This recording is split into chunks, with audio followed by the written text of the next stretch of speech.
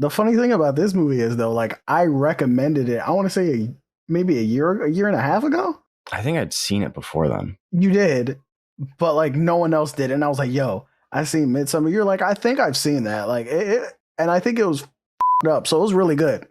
It is. It's very and it gets like, very very quickly and very like, just suddenly. You're listening to a Valiant Star podcast. Enjoy.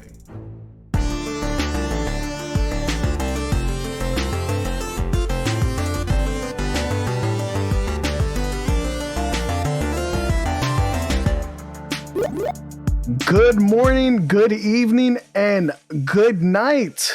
Welcome to the Nerds Be Like podcast, and this is episode 2 of the EP. Yeah, we got a part 2, Patty. We got a part 2. I don't know, things are in the up and up. We did. Maybe there'll be a part 3. Who knows? Probably. We have a lot of ideas. Things that we like that no one else likes. Very sad. But it doesn't matter because our opinions are right and theirs are wrong. Exactly. Okay, so we will be talking about today. We're gonna like venture off into like the void that is known as the studio company and the distributing company, A24. Yeah, I want to know what the A stands for. I don't know. Let's not talk about it because there's a lot going through my head right now, and I don't want to say it. Okay. What does the 24 mean? Yeah, I don't know. Is it 24 A's? Abstinence 24? Okay, never mind. That's what. See, this is why I didn't want to talk about it, but you're letting me. Know. I don't know. Very, very good studio company. The weirdest and wildest shit you will ever see. Yeah, me and Patty like love a lot of stuff that they do.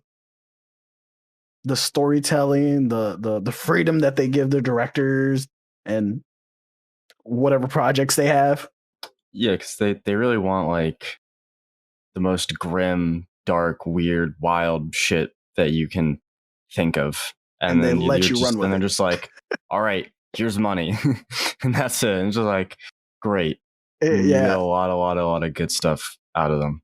Unexpected stuff, and like somewhat expected, but like fucked up expected. And half the time, you'll watch like 3 trailers for a movie and you'll still have no idea what it's about, what's going on, why is this a thing? And then you'll watch the full movie and you will ask the same questions again. Because they just don't make sense. But it's good, but you just don't understand it. But you just know it's good. You gotta watch it like 4 and that's times. What matters. Yeah. Absolutely. We love them. We love questioning our existence in the world and everyone else's existence. Basically, that's what it is. Or down is down. Yeah. Is left, or is it right? Yeah. That's what matters. I'm confused already, and we just started. Good things come out of there. Like, so we're gonna be talking about what? We're gonna be talking about a total of 6 movies. 2 that we both watched. Not together. Well, we didn't really have time to watch stuff together. Patty got sick last week, and then the week before that, I was just throwing. And you griefed. Yeah, I did, definitely, 100%.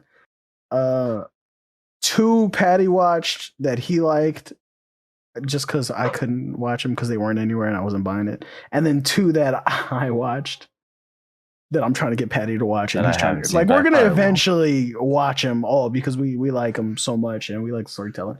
But so total 6 movies, and then we're going to talk about other projects that they have. A few that are coming out.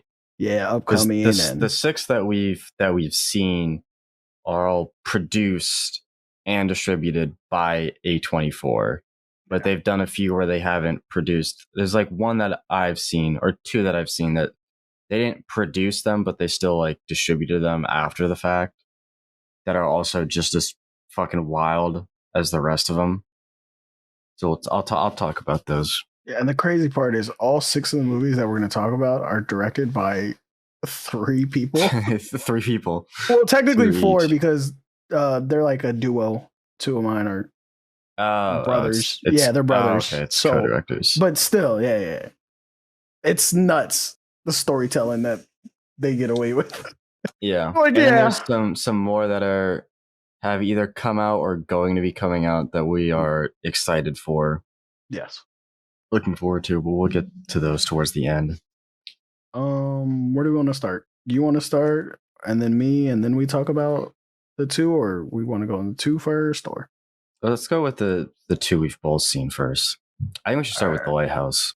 you'll start? Yeah, go ahead. Yeah. Right off the rip with some weird shit. It's fine. So yeah, the Lighthouse it's a period piece from, I think, like the 1800s, sometimes obviously set on a lighthouse, and it stars Robert Pattinson and Willem Dafoe as, I think they're called wicks, which are basically people who like tend to a lighthouse and work out there for months at a time. And Robert Pattinson's like the, I guess, apprentice or like the understudy to Willem Dafoe, who's like in charge, and Willem Dafoe's character is like really gruff and really fucking weird about like the light in the lighthouse and shit like that. And then things start happening to like Willem Dafoe, Robert Pattinson's character, where he's like seeing shit in the water. He's like having like nightmares, seeing visions. And there's like weird like weather stuff going on. It's such a like weird trippy movie that you're like questioning time, because there's like no real explicit like there's no explicit like showing of like time passing. So realistically everything could have happened like in a month, in a day, in a week, could have been a few hours, and you don't know and they don't know. And it's weird as shit. You never really know what's happening, or like what like the powers that be that are there that's like fucking with them. Very intense. Like the whole movie is just on the edge of your seat. Like, what's gonna happen next? Is that real? Is that fake? what is what reality? are they seeing? Are they actually talking to each other? Like, it's just, You're questioning everything that happens. yeah, and it's in black and white, which makes it beautiful. Yeah, it's black and white, and it's in 4:3, so it's like a compressed aspect ratio. So there's like less stuff on the screen, which makes everything that is on the screen even more important. Yeah. So everything is like very deliberate. There's like nothing done for no reason, which is very nice. And it's just, God, it's such a weird fucking movie, dude. It is. It looks like everything. Well, besides the seagulls, because like you can obviously tell that they're CGI. No, I think they're practical. Are they puppets? I think they're puppets. Oh, they probably got polished a little bit then. I'd assume they'd be puppets that were, because like stuff like A24 movies aren't going to be, the directors are people who they would use CGI to like add on to practical. Most things are going to be practical with a little bit of CGI to like touch it up. So I'd assume that the seagulls are like puppets with a little bit of CGI. Yeah, well, just because I pay attention to stuff like that, you know me. I pay attention to a lot of CGI. Like, you notice it in a movie like this. You notice it because everything's so black set. and white. Well, the set too, like the way they build everything. You know what I mean? Like they don't use very much CGI. They definitely like stick to their budget. They shot on set. Like they built that lighthouse. Yeah. And the little hut. They built all that on like an actual little island, which I think is probably my favorite part, because like when they were like actually like the wind's like knocking them over and they're like shivering because they're freezing cold. That's not even acting. It was cold. Yeah, it was cold. That's just what the weather was on site, which is hilarious to me. Yeah, like because it just like adds so much, and they didn't even have to like fake it. It just happened, which is really nice. The attention to detail. No green screen bullshit here. They I think Willem Dafoe, he's done theater work before. So like he said, when he did this movie, he really liked it because he can actually like put all that theater he's done into a performance, and it really showed. He smurfs this. It's like probably one of his best movies. Yeah. Like it's so good. He did such a good fucking job. And then Robert Pattinson. When was this? 2019? Yeah, this was kind of recent. Yeah, I think so it would this have was been before filmed in Tenet. 2018. I think we were talking about it. It was filmed before Tenet, so But him coming pretty much yeah. off of nothing, like Maybe I like a smaller thing, but this was yeah. like the big thing he did right before Tenet, because this would have released right before it. Mhm. Because Man, Tenet was early 2020. yeah. So he was just coming off of a bunch of like indie movies, I believe. Yeah, that's basically what because he did Twilight, and then it was just indie Indie movies. That was movies. He all he was wanted to doing. get his range out there and not have people notice him for Twilight. Yeah, he didn't want to be known for Twilight. Yeah. I can respect that. No, 100%. I wouldn't either. This helps his acting chops. Yeah, his resume. Yeah. And there was only two people almost in the whole movie, basically. So there's not really like any extra. Yeah, there's like those two. There's the mermaid chick, and then there's like the extras at the beginning and the end when they like drop Robert Pattinson's character off and pick him up. Yeah, but that's it. There's no other real characters. It's literally just the two of them for like an hour and 30 minutes. Yeah, it's nuts. What do we rate this? I rate this a solid 9. Yeah, I'd Solid probably 9. give it a 9. If you like thriller, suspense. Yeah, any kind of suspenseful thriller movie. And I think the movie, it being like the black and white and the aspect ratio change is like a really nice change. Beautiful lighting. It fits the film because it feels like it should be shot. Because I've seen like people on like YouTube like re-editing it and like adding color to it, and it looks bad. It's like the movie was made for black and white, and it looks really fucking good. All right, you want to go to the next one? I don't even know what the other one was that you watched. Midsommar. Oh, Midsommar. The funny thing about this movie is though, like I recommended it. I want to say maybe a year and a half ago. I think I'd seen it before then. You did, but like no one else did, and I was like, "Yo, I seen Midsommar." You're like, "I think I've seen that." Like and I think it was fucked up, so it was really good. It is. It's very fucked, and it gets very fucked very quickly and very just suddenly. Yeah. So, it stars Florence Pugh. Yeah, Florence Pugh. I forget. Honestly, I forget any of it because it's Florence Pugh, her like shitty boyfriend, and then his friends in a Swedish commune. Yeah. And I think the movie's the movie's like really like a commentary on how people can handle grief when they're like denied emotion, because that's like the whole point. Is Florence Pugh's character in the very beginning, her like younger sister committed a murder suicide where she like basically like literally like smoked out her parents in their bedroom and then killed herself. And so she, like, Florence Pugh's character lost all of her family members, like her entire family in one night. And her boyfriend is like a piece of shit and doesn't really like care to deal with her emotions. So he just like doesn't let her deal with it. And so it's just like builds up inside of her. And then the Swedes come in. To the point where she joins a cult. Fucking weird.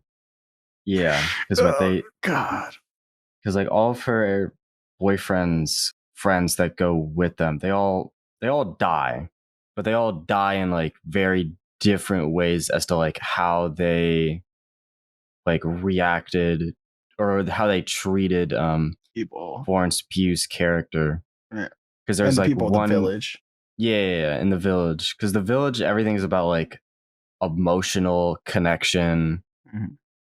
And so they're the kind of people who they like really like try to connect with her and like let her express her emotions and like feel it with her in like some weird psychedelic way. It's freaky as shit. Yeah. But then like her boyfriend's friends, like one of them just doesn't really care. All he cares about is like his schoolwork. And so he treats her like kind of indifferently. One of them's just a dick to her. which is just kind of fucking weird. I'm gonna be honest. That guy's. I'm glad he's dead. He's a dick. And then her boyfriend gets like the most personal of kills because he was the biggest piece of shit, and he just gets burned alive in the iconic bear suit. It's a great, like, I don't know what I expected, but right off the rip, I was like, wow. Like the first 5 seconds when her sister did that, I was like, are you serious right now? Yeah, because I think that is like kind of it is shocking, but I think the part that gets me even more than that is like how they like let Florence Pugh's character deal with the grief, because at first it's like she's denied that through her shitty boyfriend. He just doesn't let her, doesn't care. He's like, there's always something going on with her. It's but just like it's, whatever. It's just like, I don't care, blah, blah, blah, blah, blah. Because he was gonna break up with her. And then her entire family gets murdered. And he's like, oh, now I can't do this. Man, that sucks for me. Meanwhile, her family is gone. I don't know how long time passed though between like that and her leaving. Was it like a couple weeks or a couple months? I think it's a few months. Okay. It's a while. So it's like there's like a lot of this like buildup in between the two, which is why in the end it's like so much is like released at once, and she's like so willing to just let them all die. Yeah. But the commune shit is the craziest part, because like the first thing they like kind of like hang out with each other, talk. It's like, oh look, we farm and we're Swedish and look at all of our nice house and we're all happy. And then they're like, oh, we're gonna do this cool ceremony. And at the ceremony, 2 old people killed themselves by jumping off of a fucking cliff. They like, and one of them didn't die and got smashed with a hammer. It was like they sacrificed themselves for that. Yeah, to please like, their god or whatever. No, I think the thing is that like, so like once you, it's like the idea is like, you know, when you're young, you're like helping out and like working on the commune and doing all that stuff. But like once you hit a certain age and you're not able to provide anymore and you've like lived a long, fulfilling life, the idea is that so that way you're not a burden. Because like in case you get sick or like there's a food shortage, they don't want to take care of someone who can't provide anything in return. So you sacrifice yourself. And then it was like an elderly couple. And the woman, when she fell first, she hit the ground dead. The older guy, he like jumped like straight off the edge and landed like feet first. So he didn't die on impact. He just like splattered his body, but he was still alive. And so they had to get a giant fucking like hammer, like wooden hammer, and bash his skull in to kill him. And it was so fucking brutal, dude. Oh my god. And then to no one's surprise, like all the American people have a fucking complete breakdown. And then the Swedes are like, no, this is completely normal. We sacrifice our elders all the time. Like, you guys don't do that? Like, kind of weird. And then, oh god, shit gets even weirder. Yeah, because then they're like, they drugged the boyfriend, and then they the boyfriend. Not even that. It's the fact that the entire time he's trying to smash the chick while his girlfriend like there. Well, yeah, because like they drugged him. Oh. Because there was another thing where it's like they put period blood into a drink, and it's just like it's supposed to make someone fall in love with you. It's like they're literally like potions and shit.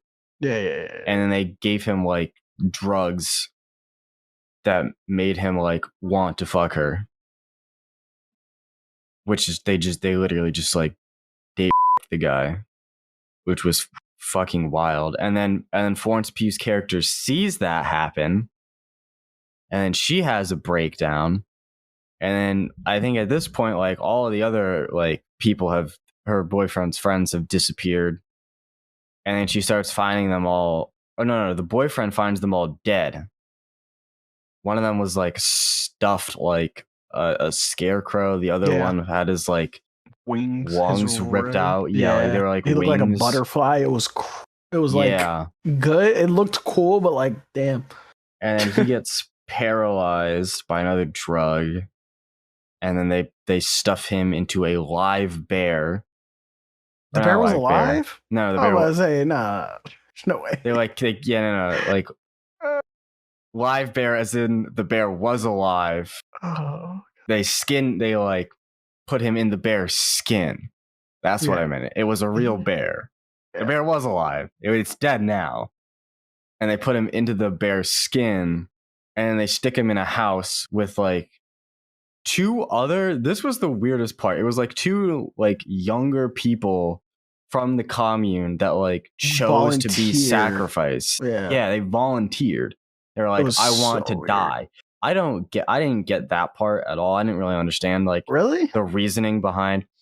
But no. So like I get like that because they're part of this commune, they like believe in like all this other stuff. I didn't get like what they believed in for like the reasoning behind.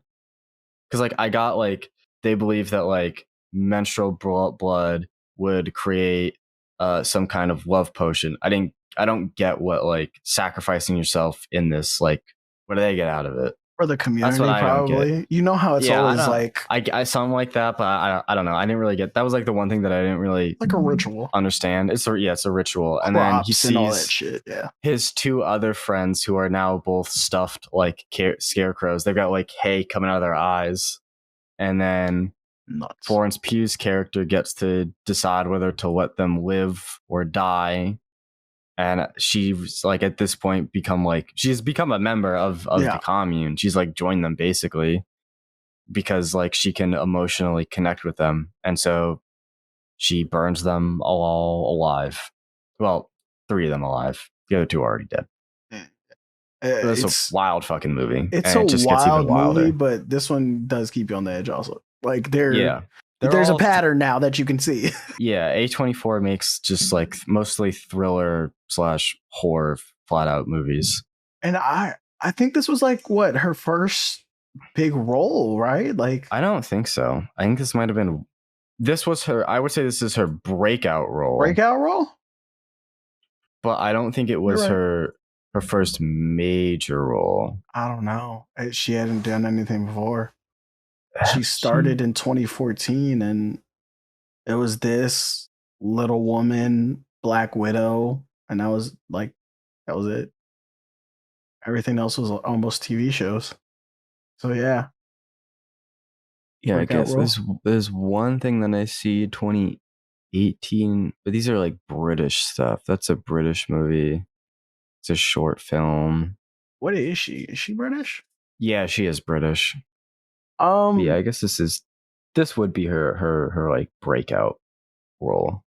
I'm not gonna lie. I like after I watched this, I was stuck, and I was like, "Wow!" Like they really did that because they just murdered all of them. Everyone died. She didn't have no family to go back to. She had a family there. They accepted her for who she was, even though she was like going through this. It was like complete closure in like the most fucked up murdery way, where she just like her family was killed, and then like the next best thing that she had was like her boyfriend and his friends. They all treated her like shit, and so she killed them all and joined a cult. Like if that's not like a villain origin story, I don't know what is, to be honest. But like at the same time, it's like I don't really blame her.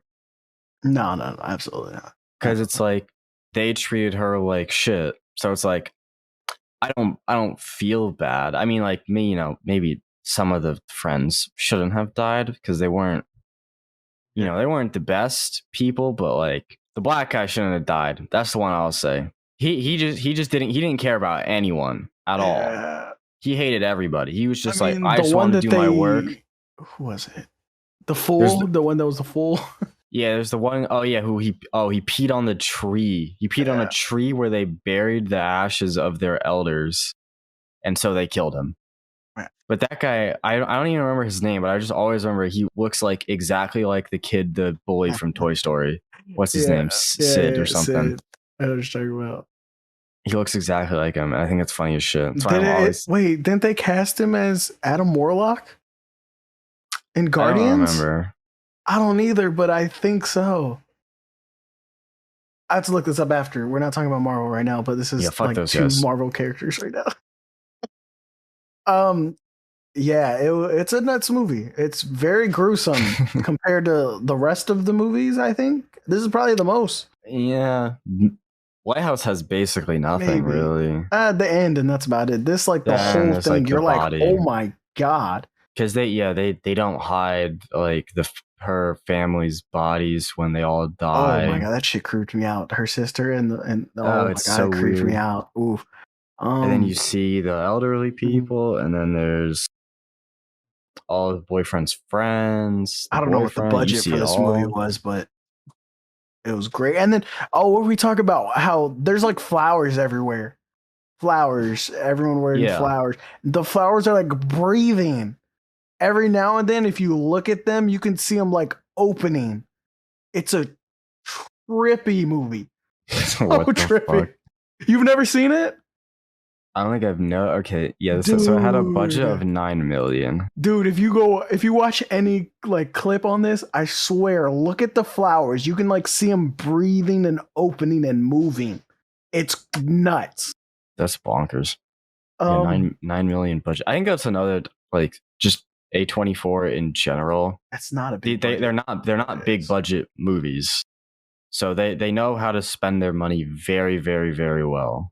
They cast like people that are there. You know what I mean? Like yeah, like they get big names because they're writing very, very high quality stories. Mm-hmm. And no, that too. But they also like they probably went to a village and was like, "Hey, extras," like they're already there. No, I don't know. This one wasn't filmed in Sweden. Where was it filmed? Budapest. Yeah, it wasn't filmed in Sweden, so this one wasn't even. Oh, it wasn't. Like, on it was site. just. Oh, wow. They were just extras. They were all extras. I mean, a few of them had like a decent bit of lines. Some of the extras, like some of the like older people in the village. There were a few of the women who like talked to Florence Pugh's character. I want to see what the Lighthouse budget was. This was 9 mil. Yeah, what was the Lighthouse? Actually, the Lighthouse had a bigger budget. It had 11 15? million.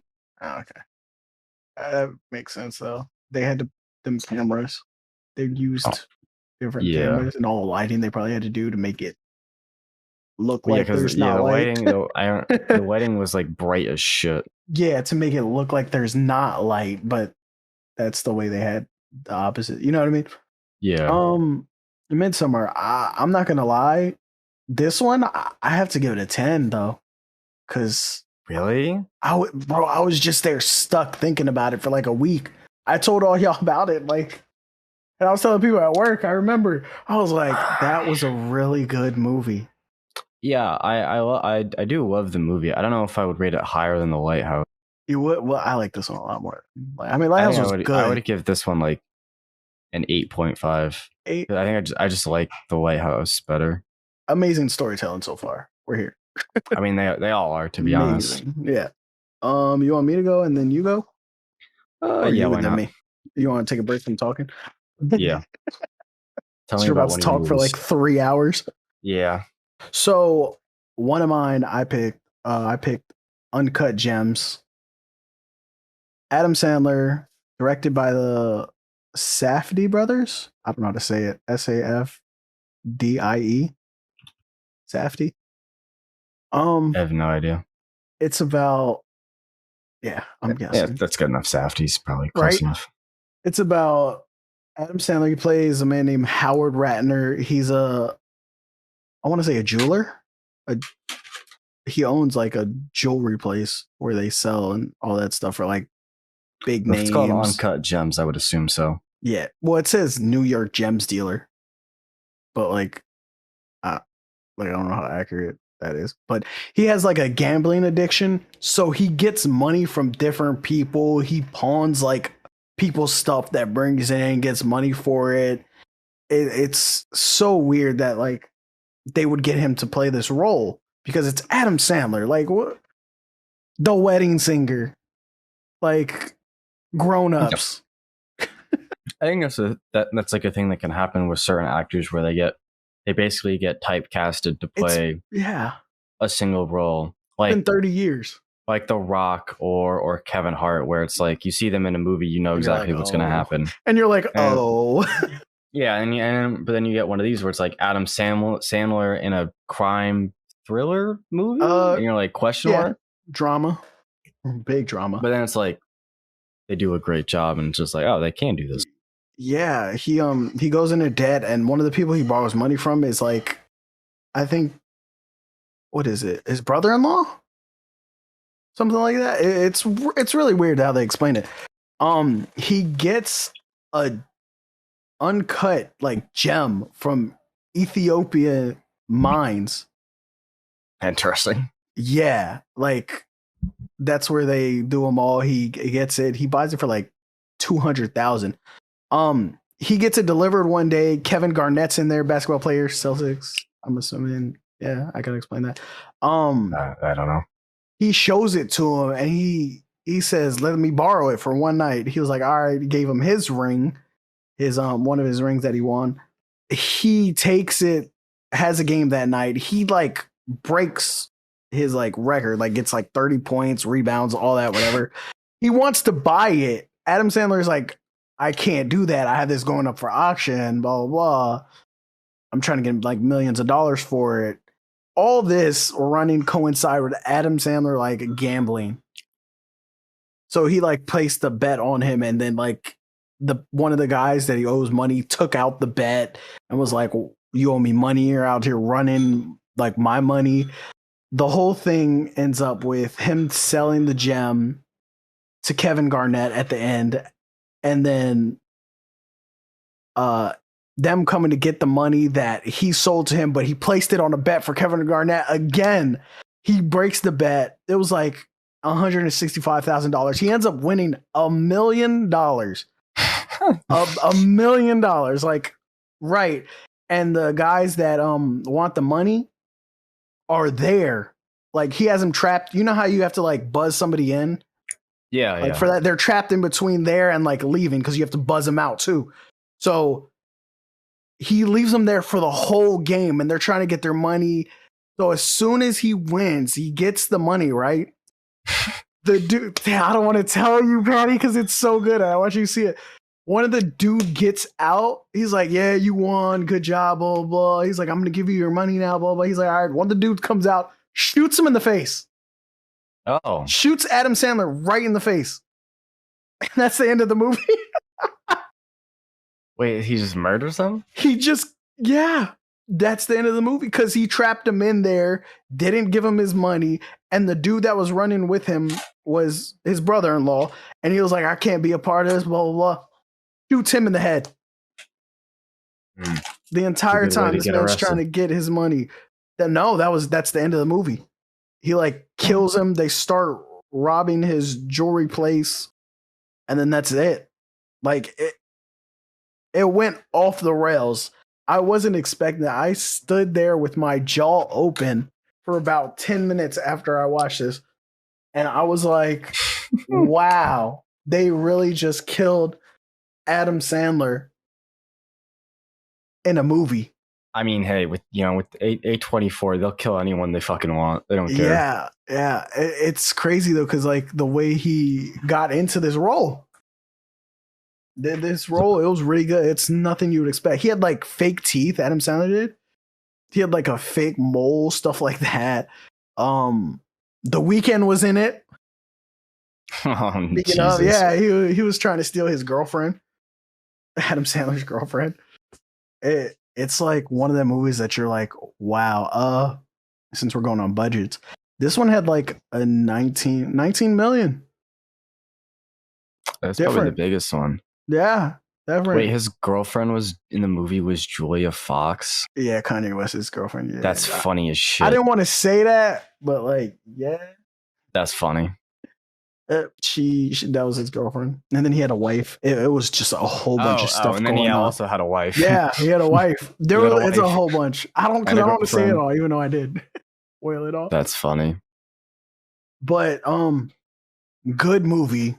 Adam Sandler like broke all my expectations for this. I wanted to watch it as soon as I saw the trailer. It came out what, 2019? Yeah. Yeah. I they wrote it for him too. They wrote this like specifically for Adam Sandler. Oh wow, what the fuck? Yeah, he didn't know if he should take this. He was like, I don't know if I should do this role, and his wife was like, you should do this role.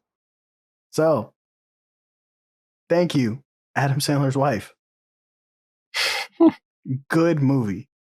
Highly recommended, even though I told you already. Spoilers. Sorry. I apologize. You want to go next, and then we can switch. Yeah. All right. So I'm gonna do Hereditary first. Ooh, good. I want to hear this. I want to talk because I think I like my other one more, so I want to save that one. But this one is still a fucking wild movie. It stars. This is actually Ari Aster, the guy who directed Midsommar. This is his directorial debut. So, and this came out a year before Midsommar.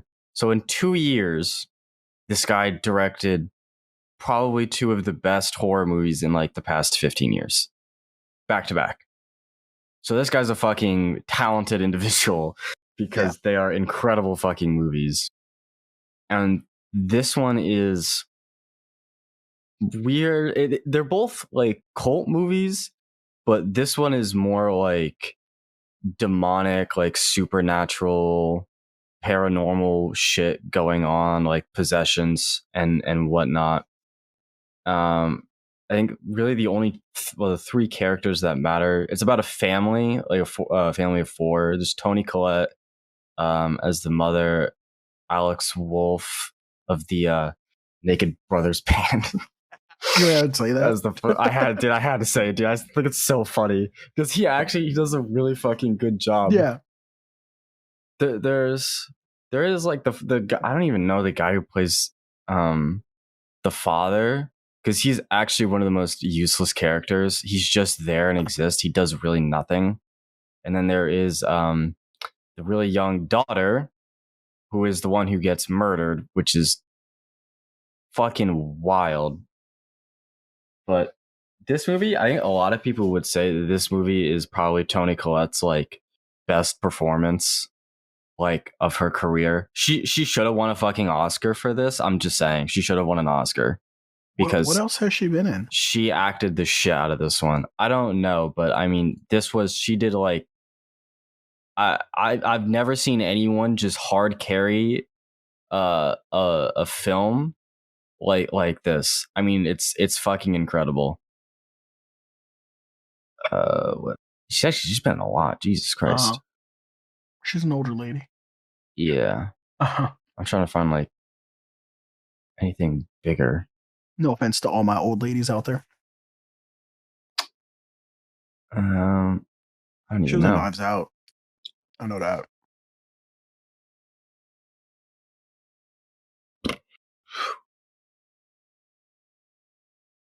I don't really know a lot of. She was. Well, I know her in Krampus and Knives Out are like the only two that I really know her from. What I know her from then? Triple X. Sixth Sense. I remember she was in Krampus. Anyways, back to Hereditary. So it's about this this family of four, and I remember now. It was her. So her mother dies at the very beginning. She passed away, and she's at the funeral. And there was someone at the funeral that, like, one of her old friends was like, she's like from this weird group, and it's like really vague. She doesn't really explain herself like a lot, and then it just kind of moves on, and then after her mother dies, like her life starts to literally collapse very rapidly because her younger son takes their like really much younger daughter with him to a party where I think she accidentally had like peanuts or something. What the fuck? or nuts, and she had like a nut allergy, and she had nuts at like this party, this like high school party that she should not have been at. And so her brother has to take her to the hospital. And while they're driving down the road, she sticks her head out the window and is decapitated by a telephone pole. What? Yeah. That's a lot going on for like the first 20 minutes, I'm assuming. Like 30 minutes. It's like the first thing. It's like a really casual, like nothing like, oh, funeral scene. Okay. Your mom's got a weird friend, strange group. It's kind of weird, but and then it just goes to, oh, your son's going to a party. He takes his sister with him. He shouldn't have, but he did. It's whatever. And then, she just gets, and they don't hide this like at all. Like it's just like quiet driving down the road with her head out the window, and then smack, telephone pole, head's gone. Wow. And then the son like stops the car, gets out, is like literally has like a fucking panic attack, understandably, on the side of the road because his sister was just decapitated. Like it's a brutal.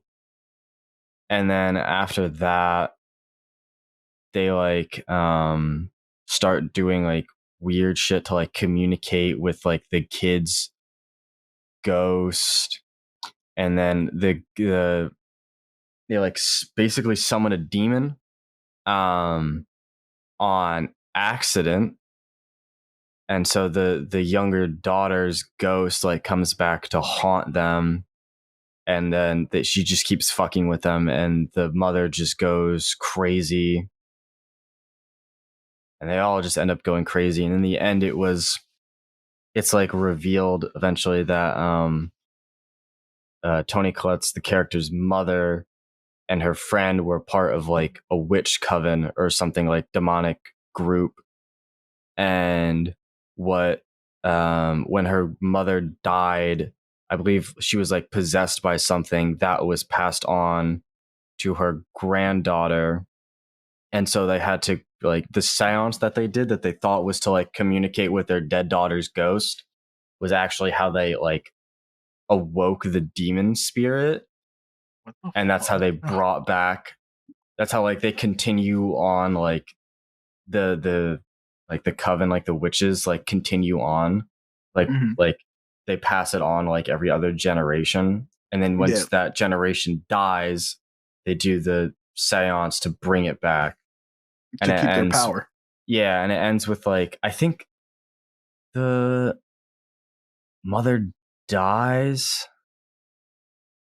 I don't remember. It's some crazy shit. I know the father dies. I think the mother dies, and at the end, it's the son goes into they had a treehouse in the backyard, and it's just like a bunch of like old naked ladies in there, and it's just like there's a fire in the middle, and it's just the most wickedest shit ever, because it's just like nothing makes sense. It's just like 0 to 100. Because it goes from like 0 to 100 in like the first 30 minutes, and they like don't let off the pedal for like the next hour, like hour and a half, 2 hours. So like, I noticed that there's a pattern between these movies, between what we've both watched and what we watch individually. But yeah, the playbook for A24 is like, just start with like something thriller / suspenseful, and then add something else onto it, which for them tends to be supernatural horror or crime, which I fuck with. Yeah, no, 100%. Yeah. All right, I don't know what I'd rate this. I'd probably give this one like an 8 too, because it's really good. Yeah, Toni Collette really fucking like, she hard carries this movie, because like the father in the movie is literally useless. Like, he could not be there, and I probably wouldn't have noticed. The son does a really good job, but I mean, it's really just the two of them. And he's outshone by Toni Collette, but he still does a good job. But the father's literally, I don't even remember the guy's name, the actor's name. I just don't. I don't recognize him from Yeah, nothing. I don't recognize When him I at saw all. it, I don't. Yeah, Because like Tony Collette smurfs it. I think it's Nick Wolf. I don't remember. I think that's him. I don't remember their names. Something Wolf. Alex. Is that it? Is it that one? Nate? It's Alex or Nate? It's Alex. I don't know why I got Nick and Nate confused. It's Alex Wolf in the movie. Okay, you sure? He does pretty good. So yeah, I'd probably give it an 8. I think the child being decapitated scene is like by far the best part though, because it's just like completely out of nowhere and it's brutal as shit, and it like really sets the tone for the rest of the movie. Good check. I'm gonna have to watch these 2 movies, dude. You too. They're pretty fucking good. What, me next? Yeah. My last movie? All right.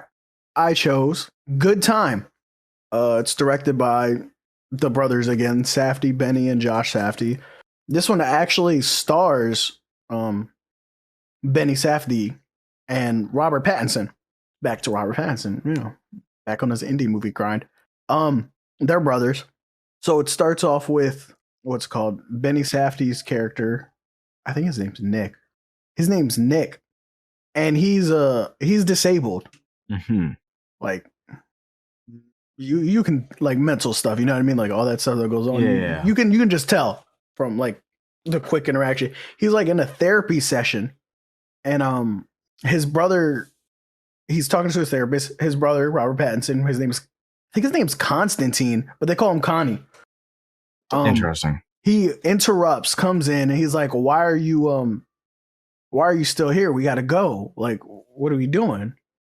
And he's like, I have to do this. I have to do this therapy. Blah, blah, blah. He's like, he wrote stuff down already. And he like has a whole thing where he don't like people writing stuff down about him. It's so weird. Like if you watch it, you're like, okay. So he's like, well, rip that shit up. He rips it up. And then they leave. And he's like, what do you think? You think you're like them? You're not like them. And he's passionate like a whole bunch of like disabled people. He's like, well, like, why are you like this? Like, come on, let's go. And they leave. So as soon as they leave, we see 2 dudes. They have masks on. They have like, I don't even know what to call them. They're like realistic masks. You know how like the president mask? They're like that, but they're not. Yeah. They're like people. But they go into a bank, rob a bank with like a note. He tells the lady to put the money in the bag. She's like, I only have this in my drawer. She writes him back. And he's like, no, go to the back. She goes to the back, comes out. They run away. His brother's like freaking out under the mask. He's like, I can't breathe. When are we gonna take this off? He's like, you gotta wait. We're almost gone. They get out of there. They go. There's like dye packs in the bags. So, but it's the explosive ones. So they like go off while they're in a car. Interesting. They go off in the car. I'm like saying the whole movie right now. I just watched it recently. They go off in the car. It explodes. They run away. They got to go like change. He goes in like a random bathroom and change. He's like, my brother's disabled. I got to stay here. I'll buy something when I get out. They're like, no, you got to go. They hide the money in there, like in the top ceiling. Come out. They run. His brother, disabled brother, ends up getting caught. Oh. Connie, Robert Pattinson's character, takes the money, goes to a Bell's bondsman? Is that what they are? A Bell's bondsman? Bail. Oh, bail bondsman. Yeah, I'm saying it as one word, one of those.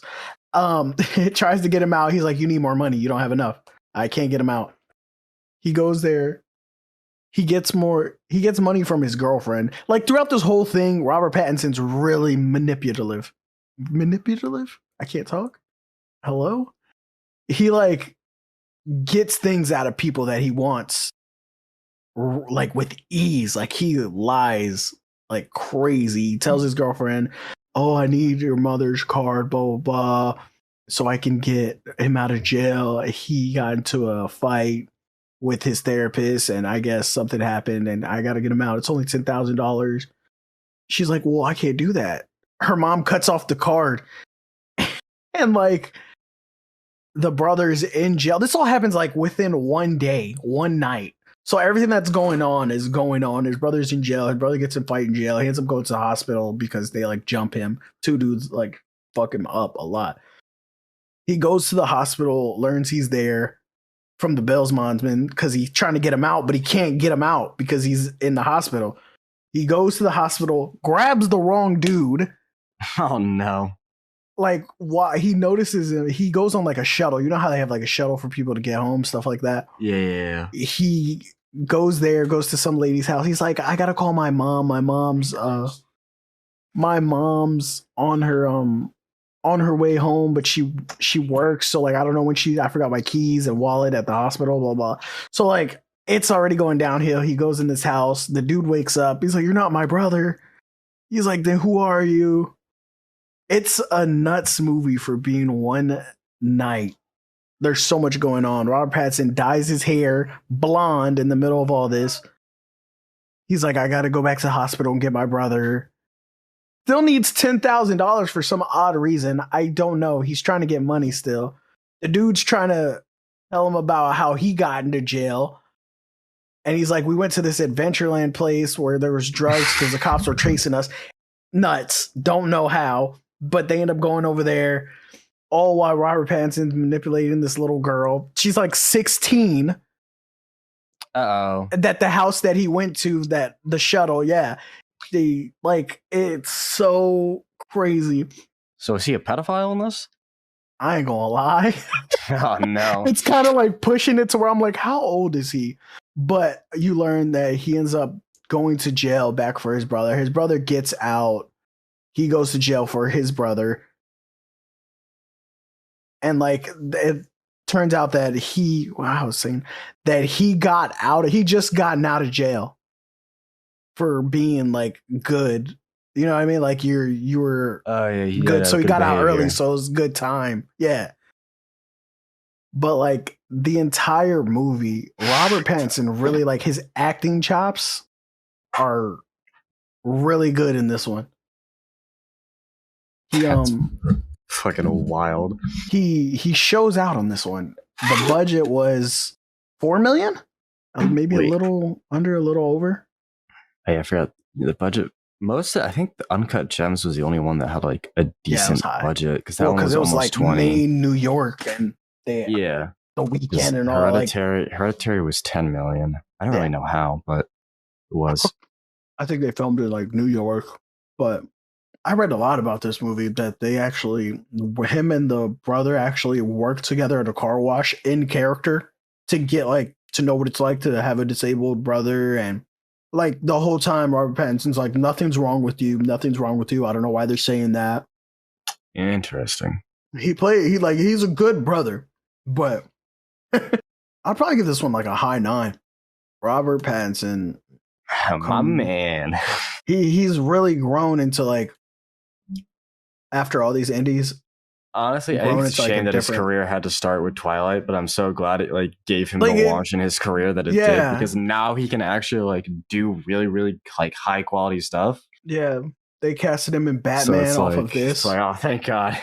It's like, I hate, I feel bad that he had to do Twilight for his career to do well, but at the same time, I'm thankful that he did Twilight. I mean, yeah. Because my God, can he act? Yeah, he's had a good run these past 5 years. Yeah. He was in Tenet, which we know you love. The Lighthouse. This movie, good time. I mean, he's really starting to stand out though, like where people are like, "Oh, Robert Pattinson's not just Twilight," and everyone notices. The Devil All the Time. I heard that was really good. Even though, yeah, he was good. He was good in that one. Yeah. He has a re-up in his career, Yeah, I think he was mostly doing a lot of indie.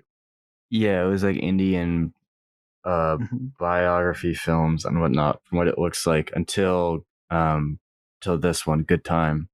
Yeah. And then that was one, because he did Good Time. What, Damsel? There was Damsel, High Life. I don't know what either of those are. But then he did The Lighthouse.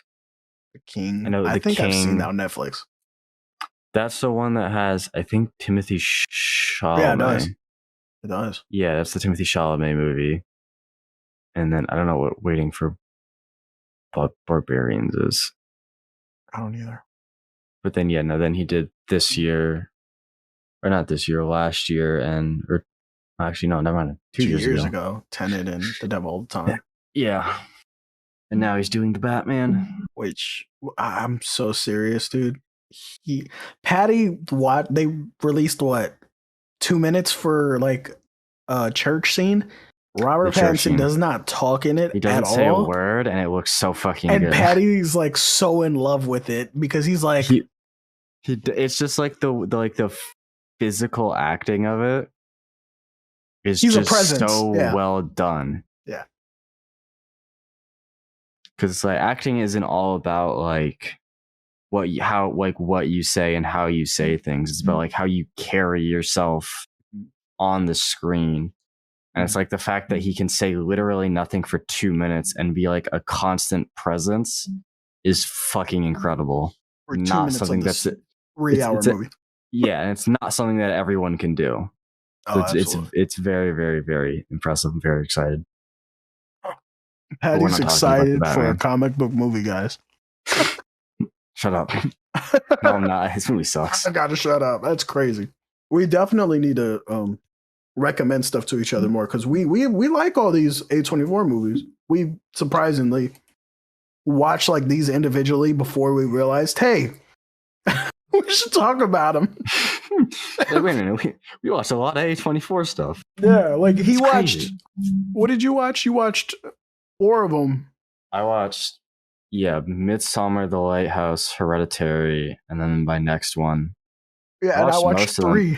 The only one that I didn't watch when it came out was this one, the next one, because this one came out when I was like 15, so I wasn't really watching horror. Yeah, no, 100%. It took me a couple years to get where I am with watching what I watch. All right, you want to go to your next one, your last one? Yeah. So this film, it's The Witch, or Vivitch. Since the Vivitch, because it is set in like early 1600s America, so it's very, very old English. It's like a Puritan colony. It's why it's spelled with 2 V's and not a W, because they couldn't spell back then. But they spelled weirdly. But like 1600s. Yeah, the main characters, actors, really. There's this is Anya Taylor-Joy's like first major movie role, which is the love of my life. Obviously, actually did a really good job. The other one that I'm a big fan of is Ralph Ineson, because he has a disgustingly thick British accent. Really? You cannot understand. Oh my god, it's so hard to understand him. Did you watch it with subtitles? No, you honestly, there are some people that might have to, just because of him. I have to, because his accent is so disgustingly thick. That's lovely. It's hilarious. But so it starts with their fam. So it's a family in like a Puritan colony, and they get kicked out because the Puritans are like a very I guess you could say extreme Catholic group. And the reason why Ralph Ineson's family, they get kicked out, is because he's even more extreme than they are. So this is probably the most Catholic individual you will ever meet in your life. It's fucking incredible. And so he gets them banished from the colony, so they have to go out and build their own farm, the family. So it's Ralph Ineson's character, his wife, Anya Taylor-Joy's character, what's her name? Thomason. It's a weird name. And then there's 2 twins, and then a 5th kid is born when after they build their farm up. And the weird shit starts when Thomason is playing I think peekaboo or some little game with the baby. It is peekaboo, and she covers her eyes, and when she opens them again, the baby's just fucking gone. like in an instant has just been disappeared, and he's been kidnapped by the witch in the woods. Oh no, And the witch. so that immediately starts like just the complete and utter collapse of the family, because the mother is like beside herself for days on end. And then when she finally is like able to get a hold of herself, she like immediately blames Thomason for losing the baby, even though she literally looked away for half a second, the thing was gone. And then there's I mean, what else happens? Oh, the probably like one of the other like important characters is this goat that they have named Black God. Phillip. Black Phillip is actually fucking hilarious, because the goat on set was an actual piece of shit and would just bully people. And that is exactly what he does in the movie, because he has been possessed by the devil. The goat is now the devil. It's incredible because he talks. The goat talks. It's really funny. And so like as like the movie progresses, the goat becomes more of an asshole. Like their crops all die from a disease, so they're running out of food, so they go to hunt. They can't catch anything. So basically they're fucked. And then the son, the younger son, or the oldest son, gets kidnapped by the witch. So now 2 kids have been kidnapped by the witch, but this one comes back and he's naked. And he has like the demon like the devil inside of him, and he has like this weird monologue while he's like sweating profusely, about to die. And then he just like looks up into the sky, like smiles, and is like, "Take me, Jesus." And then he just collapses and is dead. So now 2 kids have died. And then that's when the 2 little shits accuse Thomason of being a witch. And so all 3 of the kids are locked in the barn.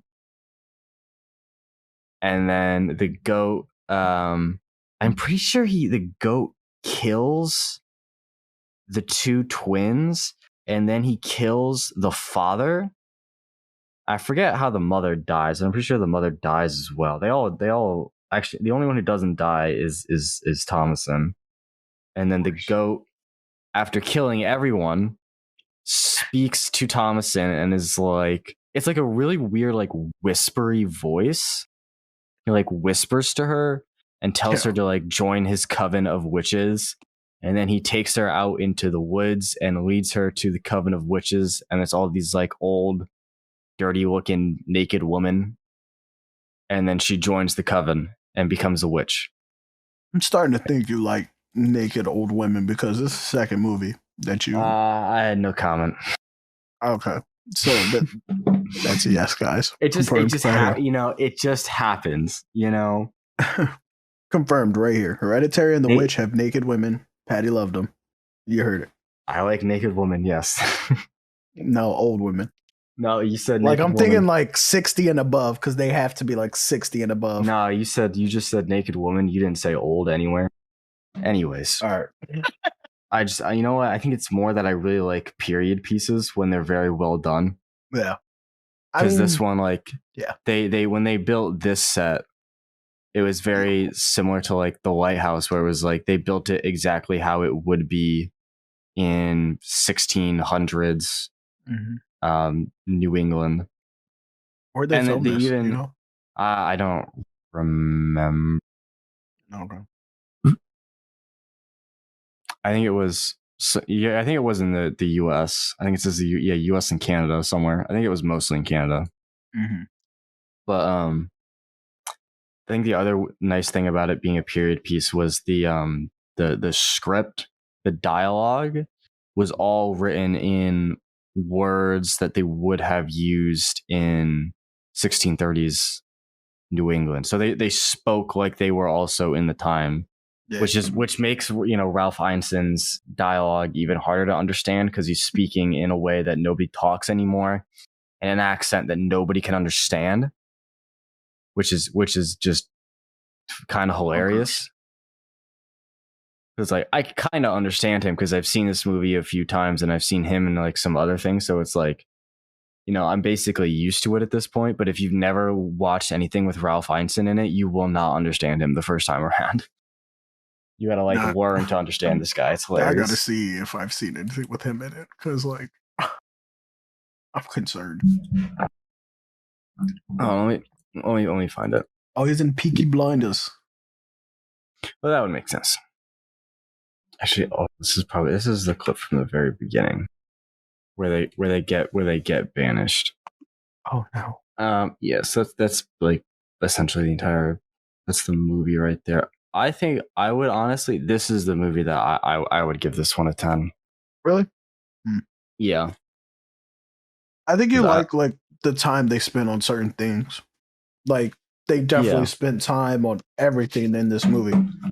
Yeah, I appreciate like when it's like if you're gonna do a period piece, you have to do it like everything has to be done the same way. Like they built like the houses the way that like someone in the 1630s would have built the house, which like adds that little extra like bit of realism to it that makes you really like it makes you feel like you're in the 1630s New England. Then I think I just like Robert Eggers a lot because he did this one and he did a Lighthouse. Yeah, I'm sitting here like listening to it, and I watched Game of Thrones, so like the accents is not that terrible because if you watched Game of Thrones, they all have crazy accents. Interesting. Yo, it's nuts in there. That's why I don't watch any British shows like that. It's hard for me to watch Doctor Who sometimes. But yeah, I gotta watch this. What was the budget? I think this one was like $4 million. How much did it make? 30? 40. I mean, this one I can understand why this one had a tiny budget because it's realistically like a house, like a small house and a goat, a little fucking like barn, barely even a barn in the woods. Like the set there's not a lot to it, but it's like the way that they shoot it with a lot of like wide shots. Mm-hmm. Because it's like in a little like clearing in this massive woods. There's just like the way the woods like overpower it. So I'm not even that surprised that it had that low of a budget. Because it never really feels like a high budget film, but they spend their money extremely well. Highly recommended. All right. Yeah, I think we got to the end of our movies. Again, if you need to know what they are. Produced by them. Yeah. Well, our choices that we like too. So, if you don't know, Midsommar, The Lighthouse, Uncut Gems, Good Time, Hereditary, and The Witch. The Vavitch. That's disgusting.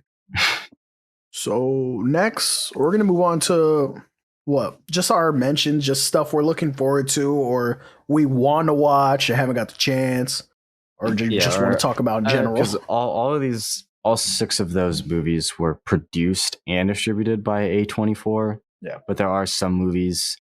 I'll just get this one done now. But there's one movie that they didn't produce that they distributed called Swiss Army Man, with I think it's Paul Dano and Daniel Radcliffe, where Daniel Radcliffe plays Batman.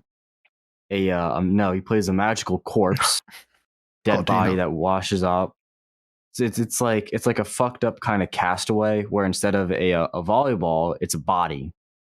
But he has, it's also kind of, it's a comedy too, because like one of his powers as a corpse is that when he can fart to propel himself like through the water, and he also has his boner is a compass.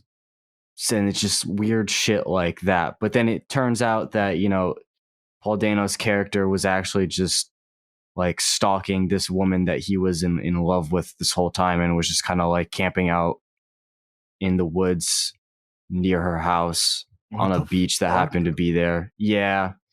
It's some weird, it gets kind of fucking weird. It's like a dark comedy, but it is really funny. It is really funny. Yeah. So Paul Dano's playing the Riddler too. So we got confirmation there. It's going to be good. God. That's so funny. It's nuts, right? Fucking A24, man. The Batman brought to you by A24. Yeah, imagine. Oh my god, I'd watch that. I fucking. Oh. All right. Next, Euphoria. So I was on Euphoria before the bandwagon. Okay, Zendaya as a drug addict. That's it. That what brought me in. Like it looked nuts. So season 2 has been good so far. If you haven't watched it, highly recommended. He really don't care for I'll it. be honest, I don't see the He don't appeal. like that high I school don't shit. get it. Yeah, he don't like that high school shit. I can say Well, like no, from I his mean, taste. I've said it's the second most unrealistic high school behind High School Musical. Yeah, I remember that. It's like it's like one of those high school things where they do not portray high school in an accurate way because there's like people bringing like everyone's doing Drugs. fucking hard, like not like like everyone's smoking expensive weed drugs. or like they got a vape. It's like people are doing like crack cocaine, heroin. Meth. It's like okay, it's like there will be kids doing that at a high school, like maybe one or two, but like it's like a community, a lot of people. A community, yeah. No, understandable, 100%. It's like unless this was is it set in like what, West Virginia or something? No, all right, that's unrealistic. Yeah, that's what the fuck. Yeah, I think it's California. Yeah, no, that's not. Yeah, Patty just don't like. He don't like that kind of storytelling. He's not for him. I don't get it. So highly recommended. Go watch it if you like. Well, what else? What is it like? I can't even like. I don't know. High School Musical, but with a lot of drugs. No, they don't sing. Well, actually, no. She had a singing number at the end of season 1. So just cut out all of the singing bits with them doing drugs. Now that I think about it, am I wrong? You're right. Cut out the singing of High School Musical and replace it with them doing drugs.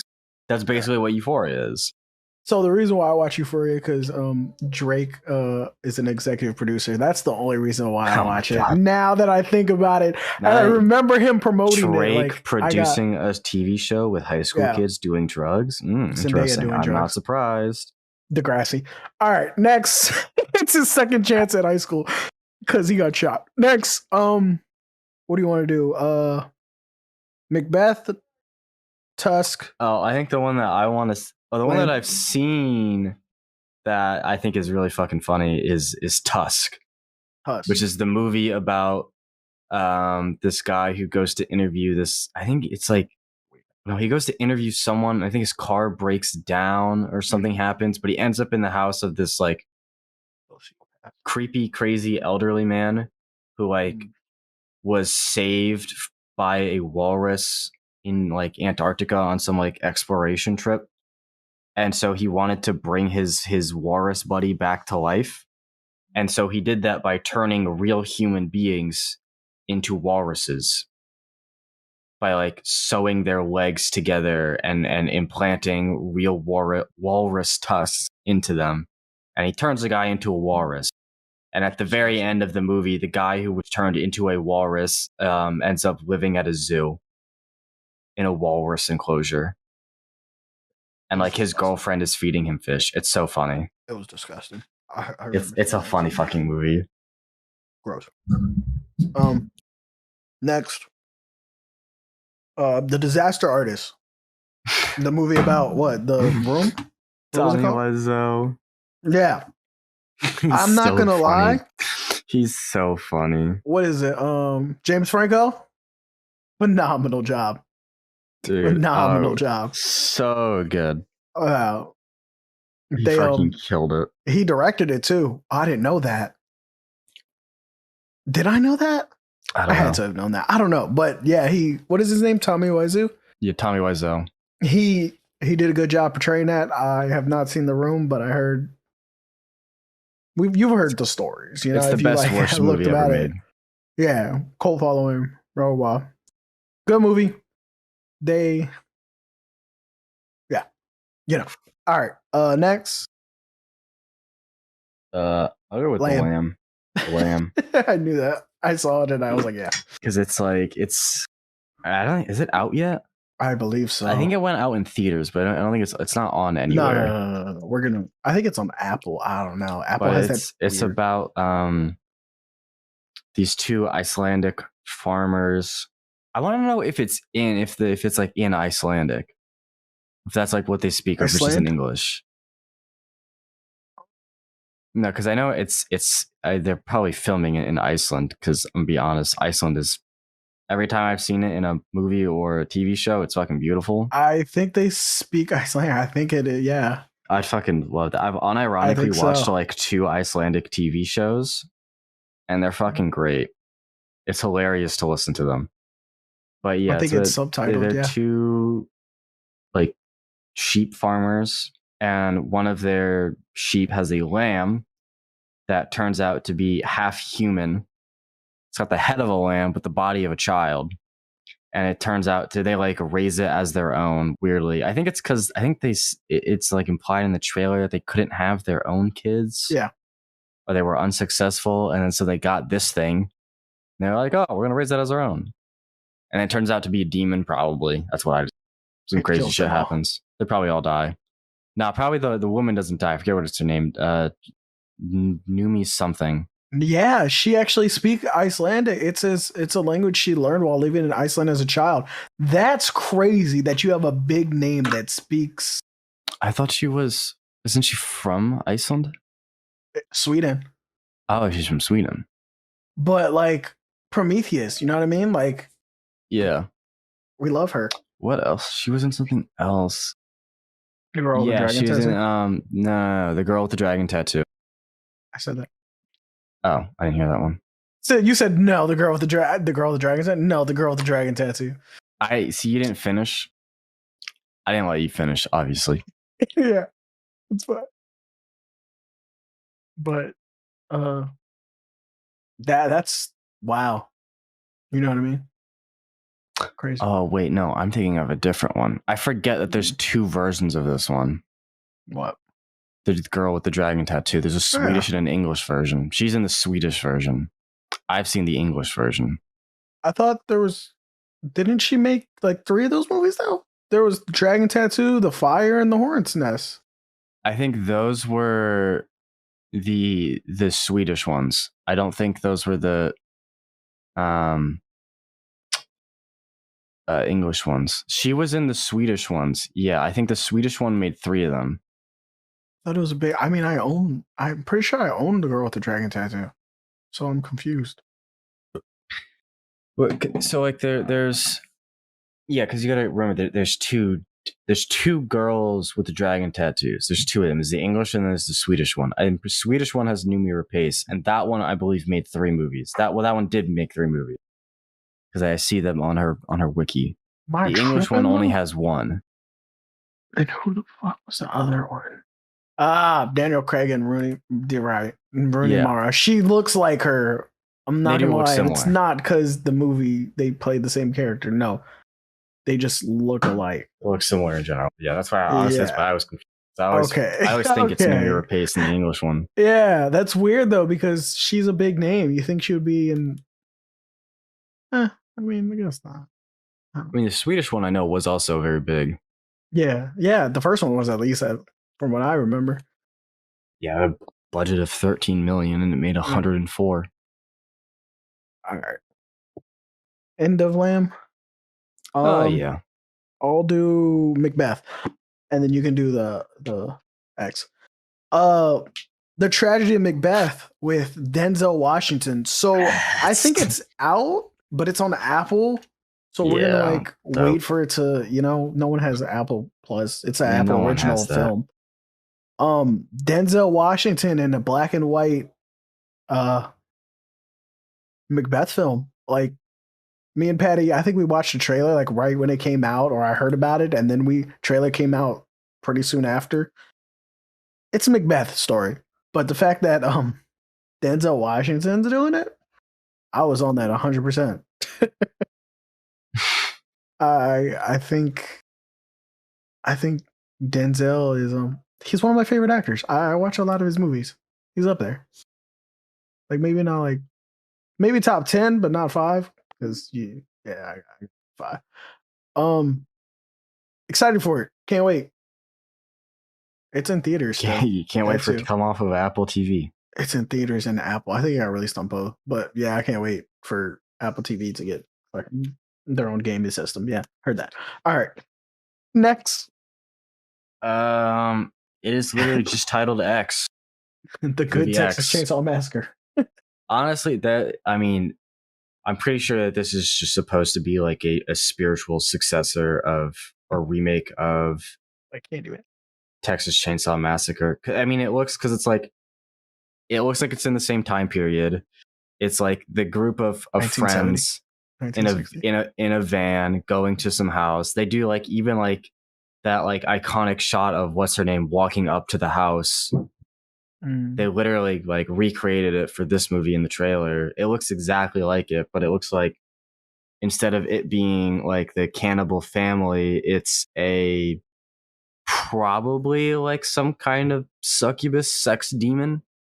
Because it looked like in the trailer that there's like a sex scene that ends up like awaking this old lady that looks kind of gross and shit. So honestly, I'm probably gonna love this movie. Anyways, Disgusting.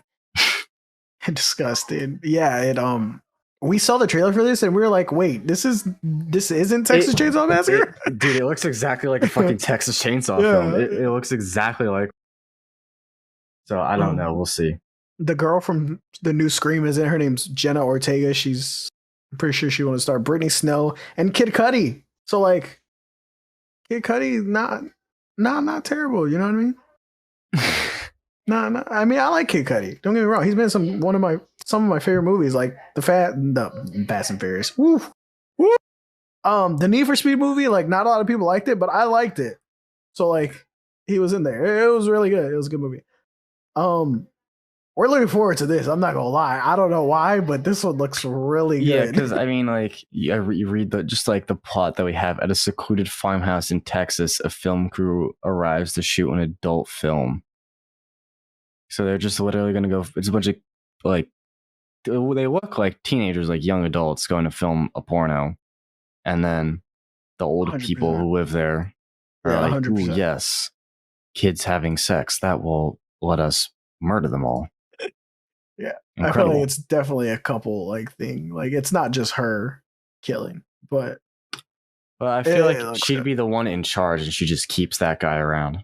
True, but it's his wife. You know how elderly couples are. You know what I mean? Like, especially in this time period. You never know. Yeah. It comes out March 18th. That's 3 days after my birthday. Good to know. All right. What's the next one? Okay. So this one's, I think it just got announced recently. It's A24. It's called The Idol. Yeah. It's about a self-help guru and a leader of a modern-day cult enters a complicated relationship with a rising pop idol. So, this is starring... Oh, this one. The Weeknd and Lily Rose Depp. Oh, wait, no, this isn't this one. This is the other one. Yeah. This is not the other one. The other one is... This is the not cringe one. Yeah, I don't know nothing about the other one. They haven't released anything. But... So I'm assuming The Weeknd is the self-help guru and leader of a modern-day cult, and the girl, Lily Rose Depp, is the rising pop idol? Because that would only make sense. It could be the other way around, but like... I don't know. It makes more sense that way. Looking forward to it, because it's going to have that A24 twist that we have on things. So yeah, some weird shit's gonna happen. I don't know. Yeah, it's like something crazy. It's a cult. It's the same dude that created Euphoria. He's creating this with The Weeknd, and I think someone else. I don't know who it is. I don't know who that is. But this is like his first show. I told Patty about that, and he was like, "Are you serious?" He was like, "What do you mean a cult?"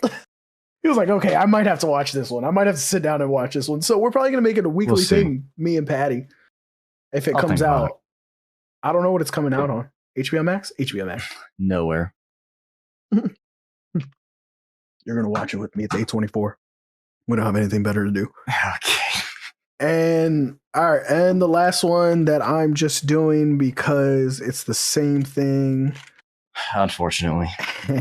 No, it's not the same thing. But just to make Patty mad, Travis Scott's A24 project, which we're assuming is coming out with his next album. It's called Utopia. It's gonna be a fucked up. If it's called Utopia, you know it's not gonna be a utopia, or it's gonna be a fucked up version of a utopia. That's gonna happen. You know what I mean? Like, who knows? We'll see. It'll probably be good. I don't know if it was like put on the shelf or what because of everything, but I haven't heard nothing. So, if you have any other recommendations, Instagram, Discord, TikTok. email, TikTok, disgusting. Just any Facebook. Yeah, I don't think MySpace, any of that. LinkedIn, LinkedIn, OnlyFans, Spotify. just anything really. Yeah, let us know. Go watch our videos on YouTube. Oh, YouTube too. Like the video, subscribe, ring let the us bell, know. turn notifications on. Ding that motherfucking bell. If you have any ideas, let us know. We're Same places. We have an open door policy at the point this point. We'll take anything, literally. What else? Merch. Go buy some socks. It's there. Go You buy want some it? socks. Buy a skateboard without the Buy a wheels. skateboard. Hang no it on wheels. your wall. Hang it on your wall. Get a throw pillow. Oh no! A throw a blanket or a throw pillow? Throw a You pillow. can throw the pillow too, but that's You not can the get both point. of them. You can throw both of them. You can get a comforter. There Maybe, we go. honestly, I don't even know at this point. I'm a just saying phone stuff. case. You know what I mean? Anything really? Was that the run through? I'm sending. I think that's anything about everything. that? Was that everything? I'm not looking. It's been a while. I'm not either. I'm just kind of spitballing shit. I think it's mostly It's the important stuff. It's what matters. It's what matters. Now you're making me self-conscious That's fine. about what we do around here. You know? Yeah, I think that was it. Yeah, that was it. Jeez, That's that enough. was good. All right, for us not doing it in a while. Thank you for coming to the EP. Let us know if you want a part 3. We might be back at a later date. Yeah, we'll probably Who's to know? probably next month, sometime next month. Next month. We've been doing this once a month, Yeah. no matter what. Yeah, we've done it once a month. We've had our EP, so let us know what you like. You got to figure out the title of this video. Yeah, we'll do that later. Have a good morning, have a good evening, and have a good night. That's it. Yeah, that's a wrap. I ain't gonna lie, that was good.